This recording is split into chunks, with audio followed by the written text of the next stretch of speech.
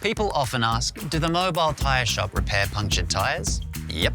As long as they meet our inspection criteria, we're fully equipped to. In line with Australian safety standards, a mobile tyre shop can repair a puncture if it has occurred in the repairable green zone. There's no evidence of damage to the sidewall, this red zone, and the angle and size of the puncture itself are within the legal limits.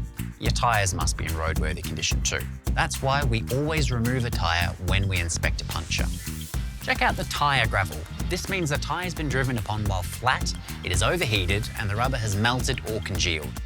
You can't see it from the outside, but this has compromised the tyre's structural integrity and is a clear reason why you should never judge a puncture by its cover.